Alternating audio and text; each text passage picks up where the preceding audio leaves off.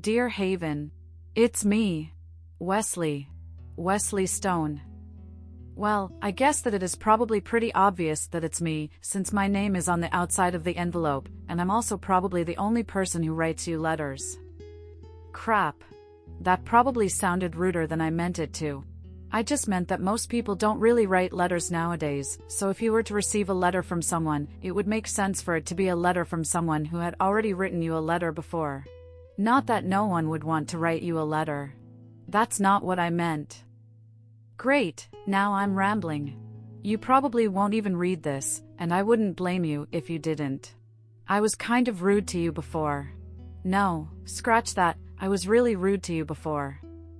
I could try to push the blame off of myself and say something like, well, I didn't know that my pen pal would be an orphan, but that would be immature of me, because, no matter who the letter was for, I should have never written the letter the way I did. And for that, I am truly, deeply sorry. I know I don't deserve your forgiveness, and I honestly wouldn't blame you if you never want to write to me again, but I had to at least let you know that I realize I was an ass to you. I know you're only 9, so I'm sorry for the language, but it's truthfully the best word to describe me right now. If you're even reading this letter, and you don't want to forgive me, then, that's fine. I understand. And if you don't want to forgive me, and you're still reading this letter, then, you can stop reading it now and throw it away or burn it or rip it up or put it in a shredder, whatever makes you happy, however you want to get rid of it, that's what you should do now. However, if you do want to forgive me, then, I'd really like to have a second chance. A fresh start. I'm not saying to forget what happened before. Just that I would like a chance for us to try this whole pen pal thing again, and just see what happens. The truth is, even with my 2 best friends, Reed and Nolan, and my brother, Sebastian, I still sometimes feel like there is something missing. Maybe it's you? Maybe I need a friend with a different perspective on life, someone who didn't grow up beside me, someone who hasn't always been my friend. So, what do you say? Do you think you can give me a chance? Again, I totally understand if you don't want to. I don't deserve it. I really don't. To be honest, I don't think I deserve to have you open this letter or even touch the envelope. So, if you've made it this far, I guess that means you don't hate me as much as I think you probably should. I'm rambling again. Just think about it, Haven. I hope to hear from you soon. Your friend, hopefully, Wesley Stone. Sometime later. Haven's POV. My day started the same as most days. I got up, brushed my teeth, got dressed, ate breakfast, and rode to school in Shirley's car. She played my favorite songs on the stereo during the drive and told me to have a good day as I got out of the car once we'd arrived at the school. I dropped my backpack off outside of my classroom once I entered the campus, and I went to the playground, where I sat on the swings by myself, while all the other students found their friends as they arrived. Then the bell rang, and that's when the predictable flow of my day went completely off course. I was not expecting to walk into my classroom and find a letter from Wesley Stone sitting on my desk. I was not expecting to ever hear from him again. It had been about a week since we had sent our reply letters, and no one else had received a second letter from their so-called pen pal. I glanced around the room, checking to see if anyone else had an envelope on their desk, but it was painfully clear I was the only one. I shoved it into my desk before anyone else could see it, and I had left it there all day, hardly able to focus on what Mrs. Rodrigo was saying or teaching or assigning us. I only took it out right at the end of the day, when we were packing up our things, before it was time for dismissal. And that's how I ended up sitting in the back seat of Jack's car, holding the envelope and staring at it, trying to decide if I should open it or not. "What do you have there, Haven?" I glanced up to see Jack's eyes staring at me in the rearview, watching me and waiting for my response. "It's a letter," I told him quietly. He didn't respond at first, and I wondered if he even heard me as I turned my attention out the back window. "A letter? Who from?" he asked as he made a left turn onto the road that led away from the school. I sighed, turning my head back to look in his direction. "Wesley. My pen pal." "Pen pal? That sounds like fun. I didn't even know people still did that kind of thing." I nodded at him, not really sure how to respond to that statement. It hadn't really been fun so far, but he didn't know that. "What does the letter say?" I don't know, I said with a shrug. I haven't opened it yet. Why not? I pressed my lips together, deciding how much to tell him about what had happened with Wesley and this pen pal assignment. What's wrong, Haven? Jack asked, his head looking directly at me now, while we waited at a stoplight. I released my lips, blowing out air from my mouth to keep myself calm and to prevent my voice from shaking when I spoke. He wasn't very kind in his first letter, I finally said. What do you mean? What did he say? His brows pulled into a sharp frown at my words, and a tiny part of the walls I had built around my heart crumbled a little at his desire to help me and his need to know how someone had hurt me. A horn honked behind us, making both of us jump slightly, and Jack muttered, "Shit," as he quickly turned forward and continued driving. Don't tell your mom I said that, he said to me, looking at me in the mirror again with a wink. I rolled my eyes a little and giggled. Shirley was just as bad as Jack about cursing while driving, and both of them always asked me to keep it from the other. It was pretty hilarious. I don't remember what it said, I told him, continuing our conversation about Wesley. I threw it away at school. That was not actually true. I saved it, and took it home, hiding it in the bag I always had ready and packed for when social services came to take me to a new home. I wasn't sure why I saved it. I was prepared to tear it up and throw it in the trash, but at the last second, I put it in my backpack instead, and took it home to put with the small amount of meaningful, personal items that I had collected in my short life. We pulled into the driveway, and I got out of the car before Jack even put it in park, bounding up the steps to the front porch, and racing through the front door. I dropped off my purple backpack on the designated hook in the entryway, hoping to avoid him asking any more questions about Wesley and his first letter. For some reason, I felt it was important to protect him. If I told Jack what he said to me in the first letter, Jack would tell Mrs. Rodrigo, who would then tell her sister, who is the teacher of the class we exchanged letters with in California, and then Wesley would probably get in trouble. And, even though he probably deserved it, I just didn't think it was right for him to get punished for something he honestly didn't really mean. He was just a kid. Just like me. As soon as I got up the stairs, I turned right and entered my bedroom, closing the door behind me immediately. I sank down to the floor with my back against the door, and carefully opened the letter. My heart pounded in my chest as I read his words, my hands on either side of the letter shaking just enough that I had to set the paper on my legs in order to read it properly. I was so nervous about what I might find written there, afraid his words might hurt me again. I don't know why I was even reading it, especially after how he treated me the first time, but I couldn't stop myself. My curiosity had gotten the best of me, and I had to know what he had to say this time. I read through the letter way too fast the first time, my brain barely processing the words on the paper in front of me. I started it again, this time slowing down to actually understand what he said to me. As I reread, another tiny part of the walls around my heart came down. He was sorry. Really, truly, honestly sorry. And he wanted to try again. He wanted to maybe even be my friend. And honestly, he was kind of funny. The way he rattled on in his writing, his inner thoughts coming out directly onto the page, I could totally imagine him talking to himself like that in real life, a constant stream of thoughts and words about everything and anything that was happening around him during his day-to-day activities. A small smile formed on my lips as I read it for a third time. I moved from the floor by my door to the full-size bed sitting in the middle of the large bedroom I had been lucky enough to call my own for the last year. I flopped down onto my stomach and grabbed my blanket that they found me with, my eyes never leaving the paper in front of me. When I'd finally finished reading it, I set it down on the comforter and crossed my arms under my chin on the bed. My eyes scanned the room around me, taking in every minor detail. The pristine white computer desk next to the window, the walk-in closet filled with more clothes than I could ever possibly wear, and the much too large for me attached bathroom, complete with a shower and a separate tub. Even with these luxuries that I had never truly had access to until moving there, the room still didn't feel like it was completely mine. It still felt like there was something missing. It still didn't have those personal touches that made it say, "This is Haven Space." I thought about the small amount of movies and television shows I had watched, picturing the rooms of the kids in those stories, and I realized what they all had in common that my room was lacking. Friends. Or at least, tokens of those friendships. There were no photos on the walls, or on top of the dresser, or pinned to the bulletin board by my desk. There were no knickknacks or trinkets from carnivals or arcade visits. No movie tickets from months ago. No handwritten notes passed during class or at recess or at lunchtime. I'd never really made any friends in any of my former homes. Part of it was moving so much and joining classes in the middle of the year when friendships have already formed. But part of it was also because of me.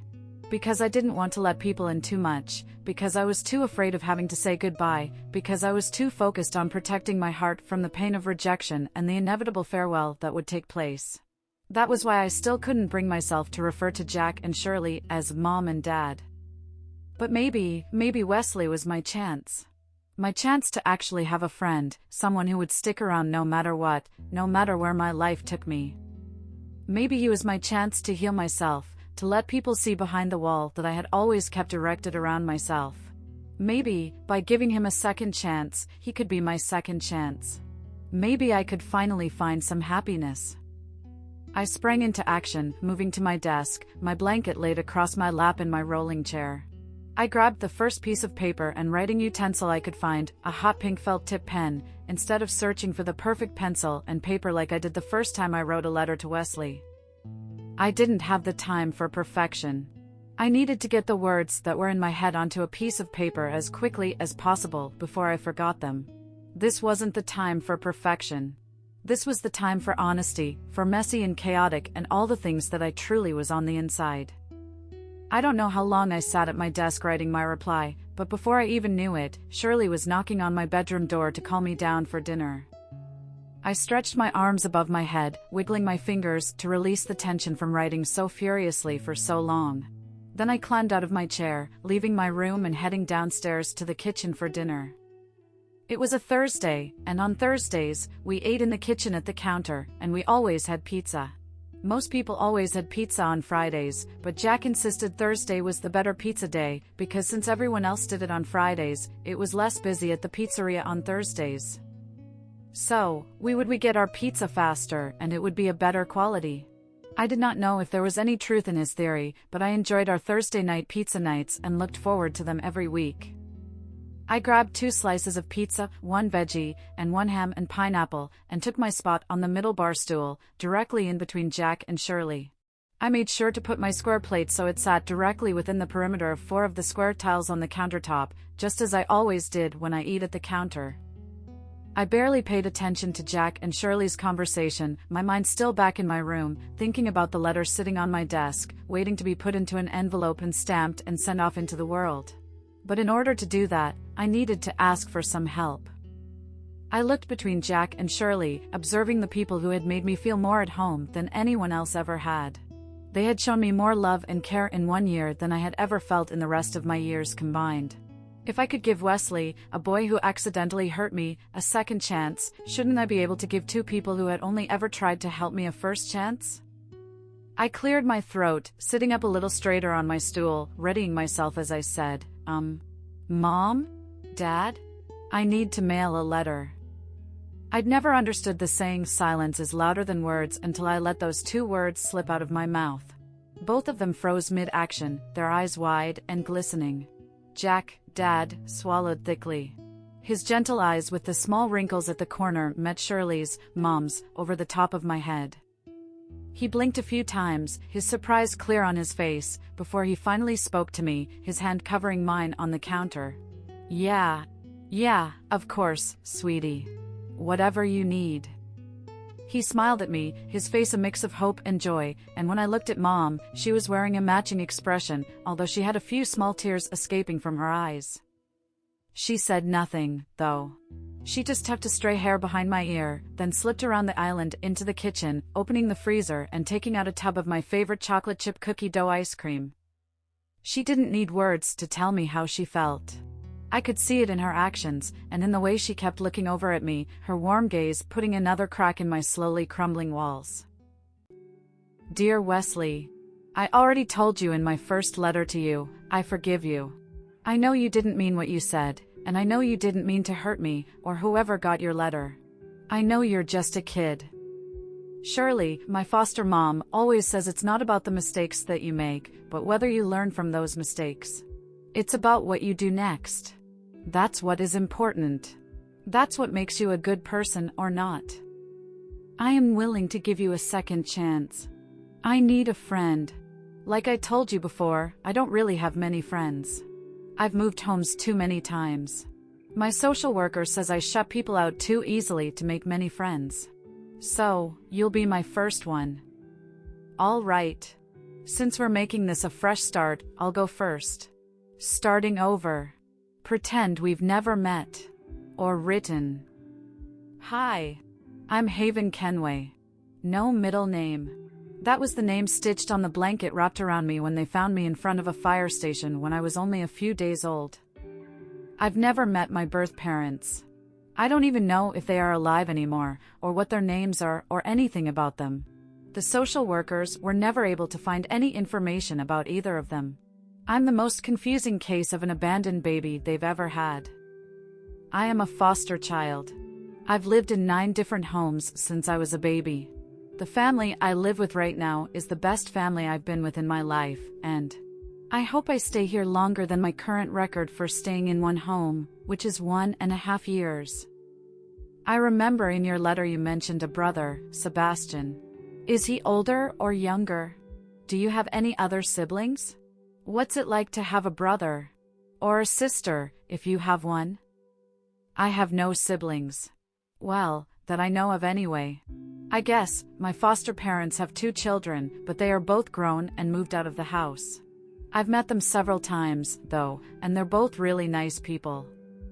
I guess, also, I've had siblings in my previous foster homes, but most of the time they were much younger or much older than me, and with how often I moved families, I never really had much time to form any sort of bond with them. I'm not telling you this so you'll feel sorry for me. I know that my life is different and maybe even weird to someone who has grown up in one home with a complete family. But this is my normal. This is what I'm used to. I'll admit, though, that I really hope I don't have to leave Jack and Shirley soon. Those are the names of my foster parents, if you couldn't figure that out. It's really nice being the only foster kid in their home. This is the first time that's happened. Jack and Shirley are really kind people. They take great care of me, and not just by doing the minimum. They definitely go above and beyond with what they do for me. They even told me I could call them Mom and Dad, but I haven't done that yet. I think I'm afraid of doing that and then being taken or sent away to another family. I know they say they don't want or plan to stop being my foster parents, but nothing is ever set in stone. Anything can change that plan. All right, that is enough about me and my life. I want to know about you. When is your birthday? What is your favorite color? Favorite animal? Favorite food? Favorite sport or hobby? Tell me everything, please. I hope to hear back from you soon. Your friend, Haven Kenway. P.S. After I asked my mom for an envelope and a stamp and told her what it was for, she told me I should put a picture of myself in here. Please don't laugh at my silly school photo. It's the only one I had that was already printed. You can totally throw it away if you want. I won't mind. Also, she said it's fine for you to send your replies to our house from now on, so this address is fine for you to use. Bye. Haven. Sometime later. Wesley's POV. I didn't check the mail at all that week. I didn't obsessively open the mailbox every time I walked by. I didn't look through the incoming mail basket in our suite, or in my dad's office, or at the front of the pack house at every opportunity one had. I didn't ask my mom if the mail had come in yet as soon as I walked in the door after school or after training. I didn't even give one tiny little thought to whether or not Haven would respond to my letter, to whether or not she'd decide to give me a second chance. Not one thought. Not at all. At least, that was what I'd have told anyone who confronted me about it. Especially my friends. Especially Reed. That jackass would never let me hear the end of it if he knew I was basically stalking the mailman, waiting for a letter from a 9-year-old human girl whom I had never even actually met. I had already gotten enough shit-eating side glances from Sebastian every time he caught me in the act, and my parents just exchanged this knowing look with each other whenever they saw me searching the mail. That was enough nonverbal teasing, in my opinion. If Reed caught wind of it, the teasing would definitely be verbal. Very verbal. Which was why I wouldn't admit to my mailbox obsession. It was Saturday, over a week since I sent my apology and begged her to let me have a second chance, and I had yet to hear from her. I was thinking all of my waiting and checking and hoping had completely been for nothing. Reed, Nolan, Sebastian, and I had training that morning with our dads, and the four of us were eating a small breakfast in the pack house dining room before going out to the training yard. I was sitting between Nolan and Reed, and Seb was directly across from me at the table. I kept stabbing my fork harder than necessary into my scrambled eggs. I was more than ready to head out and start sparring. The frustration that had built up inside of me throughout the week was eating away at me, and I desperately needed to let it all out. "What did those eggs ever do to you?" Reed asked from my right, just as I shoveled a forkful into my mouth. I swallowed quickly, forcing more food down than I should have, making my eyes water slightly. "What?" I choked out once the lump of food moved out of my throat. "You're attacking your eggs with your fork as though they were your mortal enemy," Reed pointed out. "I'm just wondering what great crime the eggs committed for you to be trying to kill them." "You should have seen him yesterday when we were doing homework after training," Nolan chimed in from my other side, my head whipping around to stare at him in surprise. I thought he was going to end up tearing all the pages out of his book, he was turning them so roughly. "I was just trying to finish quickly," I mumbled, but my words went unheard. They were on a roll, and nothing I said would deter them. "Oh yeah, and in class the day before, he kept checking the clock every 10 or so minutes. I thought he was going to break his neck with how much and how quickly he kept turning to look behind himself at the wall," Reed continued, talking over me. "You think that's bad?" my idiot little brother Sebastian piped up from across the table. "All week he's been stalking the mailbox, checking it every hour, waiting for—" I didn't even let him finish his sentence. I launched myself across the table, tackling him in his chair, sending it and us to the floor. The chair broke apart beneath us as Sebastian wiggled around. He tried to get out from under me, not wanting to let me pin him. He kneed me in my nuts, and I let out a groan of pain. My body hunched in on itself slightly to protect my family jewels from a second assault. Sebastian used this to his advantage, using my body weight against me and rolling me onto my back. He jumped up to his feet in a flash and ran through the large dining room towards the back door that led out to the packed grounds, weaving around the many tables that occupied the space. I was on my feet and following him in an instant, closing the distance between the two of us easily with every step, my breakfast completely forgotten on the table. I could hear Nolan and Reed laughing and egging us on from their chairs. One of them was rooting for me and the other for Seb. I couldn't tell who was rooting for who. My attention was too focused on Sebastian for me to figure out which of my best friends had decided he was going to be a traitor. Sebastian's hand was just about to grab the doorknob when the door opened, and my dad's very large and imposing form was revealed, filling up the entire doorway. Seb froze when he saw our dad, and I tried to stop myself, but my momentum was so great that I ran straight into his back, sending him forward into our dad's massive chest. Dad's large hands gripped Sebastian by the shoulders. His critical gaze scanned first my brother, then me, and then the room behind us. His eyes landed on the broken chair, and he switched from Dad to Alpha Harrison Stone by the time his focus turned back to us. "Wesley." "Sebastian," he grunted, clearly displeased with our early morning horseplay and packhouse destruction. "What have I said about roughhousing inside the packhouse?" "To not do it near the furniture," Sebastian supplied, trying to keep his face serious. Dad's lips twitched slightly, but his face remained stoic and his voice stayed cool when he spoke again. 20 laps around the field." His arm gestured behind him, his finger pointing us in the direction of the training grounds. Sebastian and I both groaned exaggeratedly, my head tilting back to look at the ceiling. "Deowad," Sebastian whined, but before he could say anything more, Dad cut him off. "I could make it 40? Dad asked with a raised brow. "And until training is over, you will address me as Alpha or Alpha Stone or Alpha Harrison or Sir. Understood?" We both grumbled out a response. I said, "Understood?" Dad yelled again, and Seb and I straightened up quickly. "Yes, sir," I replied, and at the same time Sebastian said, "Yes, Alpha." We made our way past him and through the doorway, and Reed snickered behind us from where he still sat at the table in the dining room. "Suckers," he whispered, but of course, since we're shifters, everyone heard him. "Reed, you can join them," Dad ordered him without missing a beat.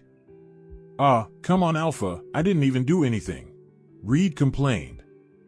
But he scooted his chair back, anyway. He knew he'd never get out of it. My dad never let him off the hook for anything. "It's only 7 in the morning. I'm sure by the end of the day, you'll have caused some sort of trouble. I'm just saving precious time by disciplining you beforehand instead of waiting for it to happen," Dad shrugged, his arms crossing over his chest as he waited for the three of us to begin our laps. "Go on. I don't have all day." He stopped himself from swearing as he felt my mom walk up behind him, clearly coming to check out what all the commotion was about. As we took off at a steady pace, he melted in my mom's presence, his muscular arms plucking Maddie out of our mom's arms with ease. He snuggled her against his chest as he talked to my mother. It surprised me Madeline ever learned how to walk with how much my dad carried her around everywhere. Spoiled little pack princess, I thought with a roll of my eyes. Dad would never punish her with 20 laps for breaking a chair. We continued our steady pace as we ran, and I slowed myself down slightly so Reed and Sebastian could keep up with me easily. My eyes constantly scanned our surroundings, as my dad had been training me to do. I already had exceptional senses, and they would only improve when my leaking developed in a year or so. Most shifters had their first shift at around 14, but since I was of alpha blood, I would likely shift for the first time at 13. I could see Nolan working on his drills with my dad and his dad, Felix Shepard, the Pax Gamma, and I could smell the border patrol that was hidden among the trees and posted at various intervals along the edge of our territory. I also realized that someone was noticeably missing. "Where's your dad?" I asked Reed between breaths, my head turning to glance at him. His mouth tightened into a thin line, his eyes darkening for a split second before his expression turned back to normal. Most people wouldn't have caught the change, but I'd learned how to read him over the years, so I did. He finally looked at me and said, "He's still asleep," then he turned his face forward and sped up a bit, ending our conversation. I frowned a bit to myself, but I didn't let Reed see or push the issue with him. He didn't like people to feel sorry for him or pity him because of what happened. Even so, I think part of the reason he seemed to get away with his shenanigans so often was because people knew about his situation, so they overlooked his troublemaking. His mom, Stephanie, died when we were 9, and his dad had been in a decline ever since. He had good days and bad days. The bad days outnumbered the good days most of the time. In other packs, Brad would have likely been replaced as Beta. But between Gamma Felix and my dad's Delta, Sullivan, the work got covered when needed, and none of them complained or said a word to Brad about it. They just took care of it. Took care of him. Because that's what best friends did. It bothered Reed, though, that his dad missed out on so much of his successes, even though he said nothing to me about it. He was always scanning the crowd at various school events or at our football games, and there was always a glint of disappointment in his eyes. But he would just steel himself and turn his attention back to the task at hand, pretending that everything was fine. It was an unusually warm day for November, so our 20 laps took much longer than normal. By the end of the run, it felt more like we ran the 40 laps my dad threatened us with when Sebastian complained. We sprinted the last bit to the middle of the field where my dad, Gamma Felix, Delta Sullivan, and Nolan were all waiting for us. Nolan sat on the ground with a smirk while he did his cool-down stretches, since he already finished his training while the three of us were running. We all stopped in front of my dad, and my hands immediately went to the top of my head as I took in deep lungfuls of air and focused on slowing my heart rate back down. It didn't take too long, since I was a future alpha and I had leak and healing. When I could finally shift, 20 laps would be absolutely nothing for me. My dad just looked at us with an unimpressed stare, before he moved into our regular training session with the three of us and dismissed Nolan for the day. Lucky bastard. The rest of our training passed without incident, and the three of us trudged up the stairs when we finished, heading to the Alpha Suite to get cleaned up and have some lunch. I could tell before we even entered the suite that something important was about to happen. I opened the door and walked in, and right there, on the entryway table, was a light purple envelope addressed to Wesley Stone and sent from Colorado. My heart fluttered a little in my chest when I saw it. She wrote back. She actually wrote back. I reached my hand out for it, but before I could even touch it, Reed snatched it off the table and ran towards the kitchen with it held in his hand over his head. Give it back! I shouted, but he was already ripping the envelope open, not even attempting to lift the flap like a normal person. He tore the letter out and unfolded it, moving faster than I'd ever seen him move, his eyes already skimming over the contents of Haven's letter. Luckily for me, he didn't notice the other content of the envelope that fell to the floor in his haste to get the paper out. I darted forward and grabbed it, tucking it into the pocket of my basketball shorts before he or Sebastian could see it. I stood there while he read, an exasperated sigh escaping from my lips as I waited for him to finish the letter. I knew he wouldn't give it back until he did. His eyes finally met mine over the top of the paper, and instead of the teasing I expected from him, he just gave me this look before handing me the paper and leaving the room. I glanced after him, a bit concerned, but I could hear the door of the guest bathroom close and the shower turn on, so I left it alone, turning my attention to the item in my pocket I saved from the floor. It was a photo.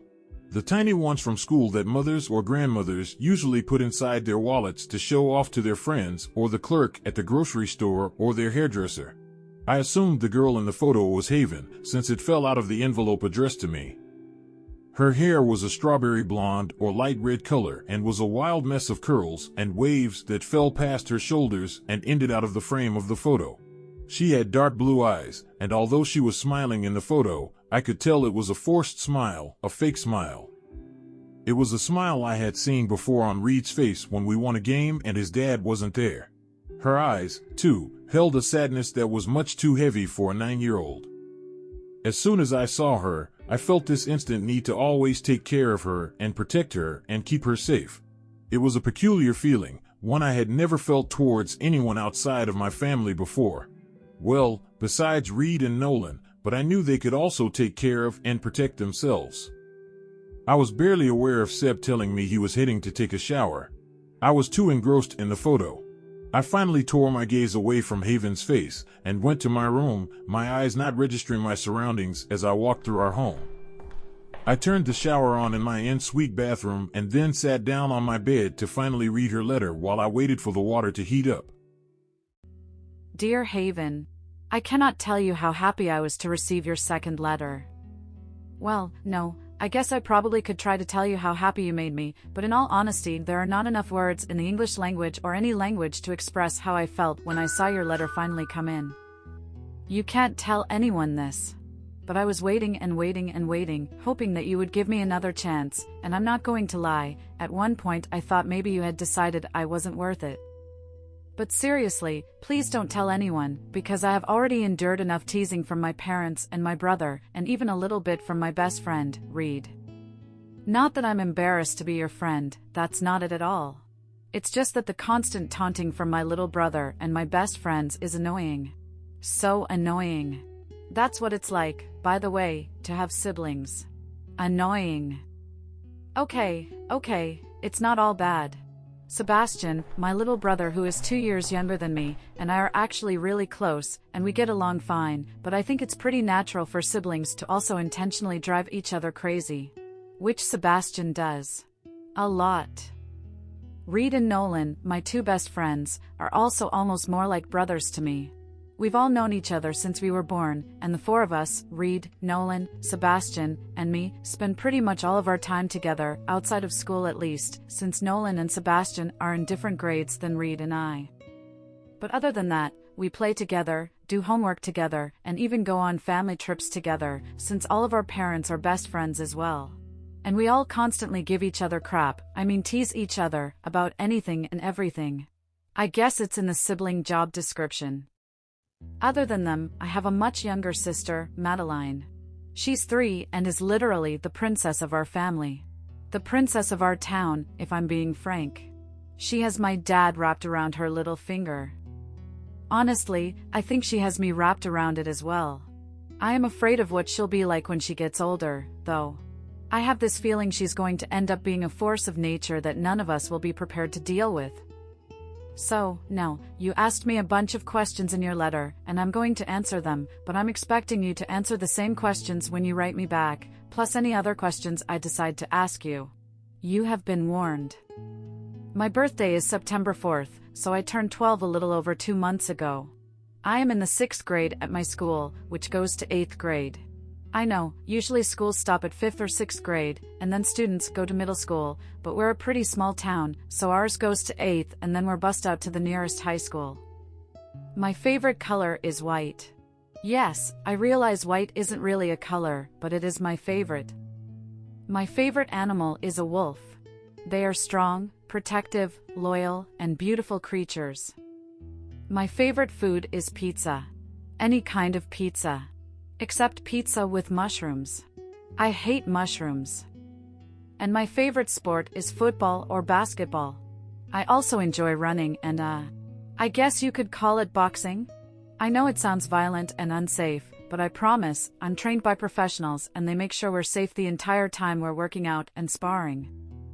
I also enjoy playing video games with my friends, listening to music, and believe it or not, but I enjoy reading. I actually really enjoy school, too. Don't tell Reed, though. I'm pretty sure that addresses all the questions you asked me. I know you said you want to know everything, but I don't think I'd ever be able to tell you everything about myself in one letter. But I'm guessing, over time, we'll eventually learn everything about each other? Assuming we stay in touch, I mean.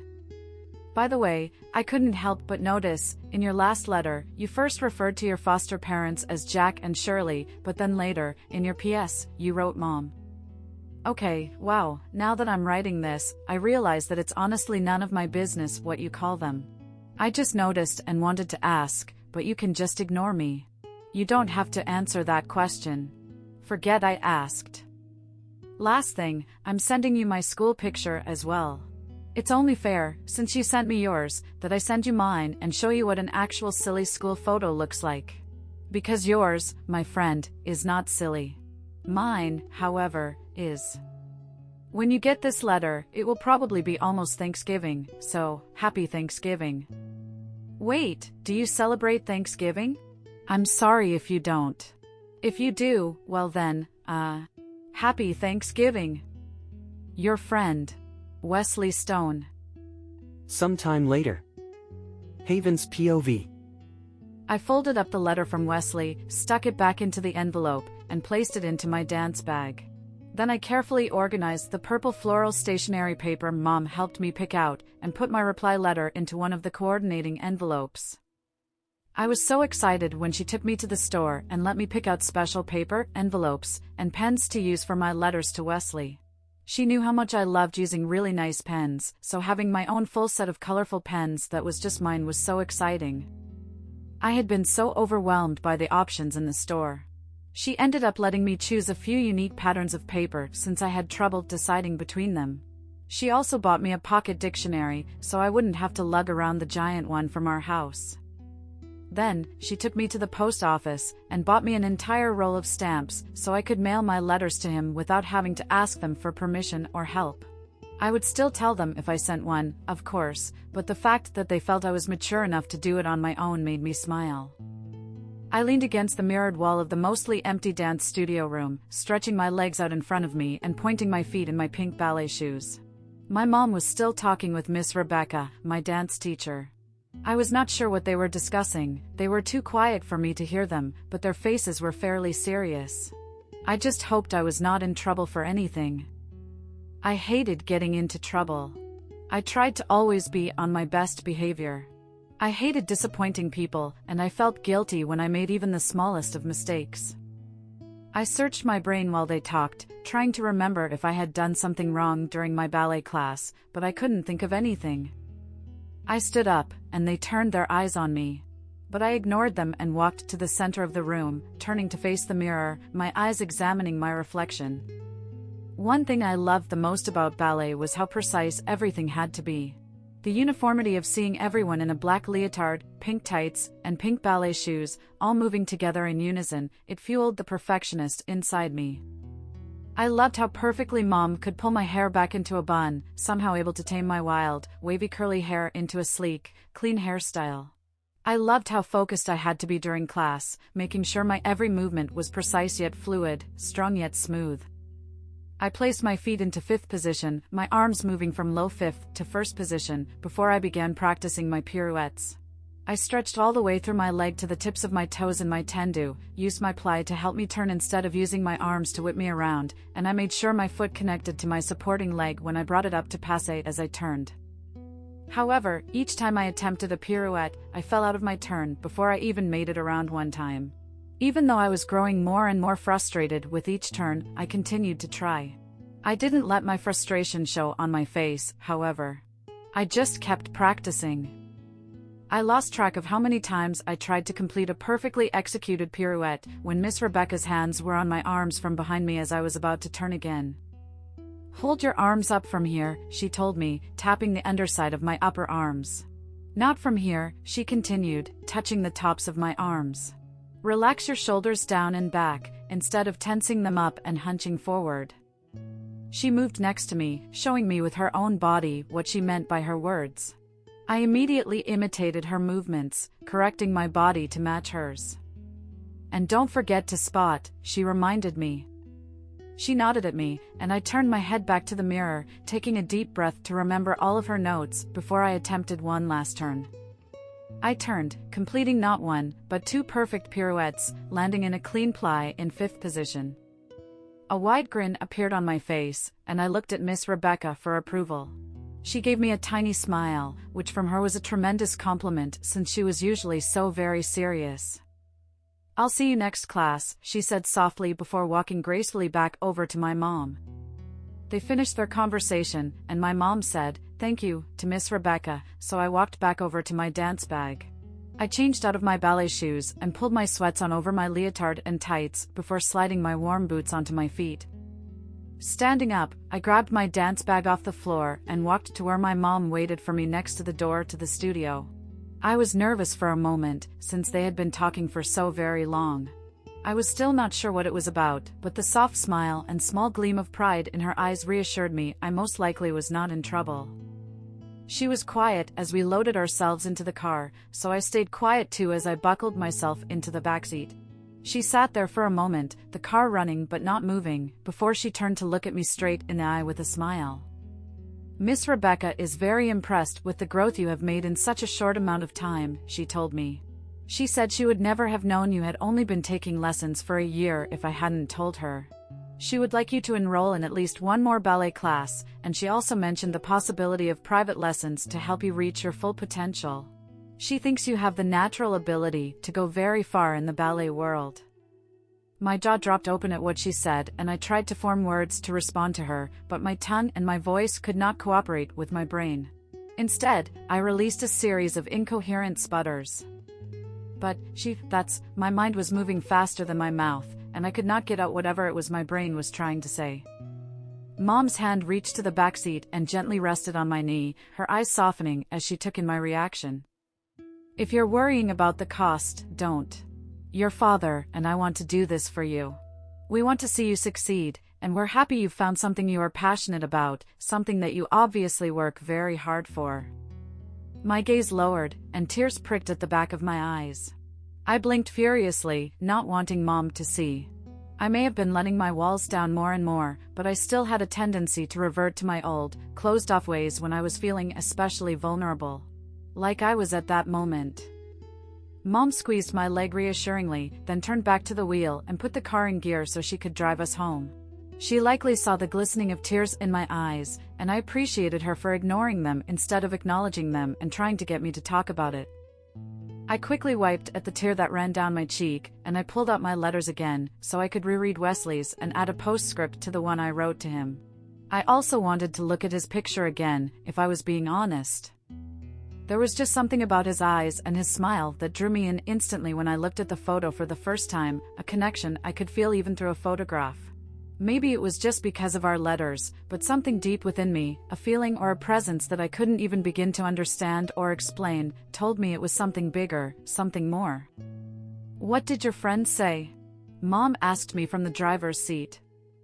I looked up at her from where I had been jotting down my last words, and I smiled as I replied. He told me about his family, mostly. And his friends. They all seemed to be very close. I gave a soft sigh, lowering my eyes for a moment so she wouldn't see my sadness. He sent me his picture as well. Mom perked up in her seat at that. Ooh, let me see? I waited until she stopped at a red light and then reached forward to hand her the photo. Oh, he is a handsome young man, isn't he? I blushed at her words, turning my head to the side and pressing my hands to my cheeks to hide the pink I knew was there. So strong and serious looking already at his age, she added, examining his photo still. Even with my embarrassment, I couldn't deny the truth of what she was saying. I might have been only 9 years old, but I could still tell that Wesley was more mature looking than most 12-year-olds I had seen, and that he would undoubtedly grow to be more handsome as he got older. He told me his photo was silly, but all I saw was a young man with serious, but caring brown eyes and a sincere, honest smile. Are you ready to mail your reply? I can swing by the post office before we head home? Mom asked me, and I nodded, then stuffed, sealed, and placed a stamp on the envelope I was sending to Wesley. We pulled into the post office parking lot, and my mom drove up to the outdoor mailbox, opening my window for me so I could drop the letter into the mailbox. My heart fluttered a bit as I watched the purple envelope fall into the dark of the mailbox, my anticipation and excitement to hear from Wesley again racing through me. We might have only known each other for a short while, and we didn't know if we would ever get to meet each other in person, but I already considered him one of my best friends. I could only hope that he felt the same about me.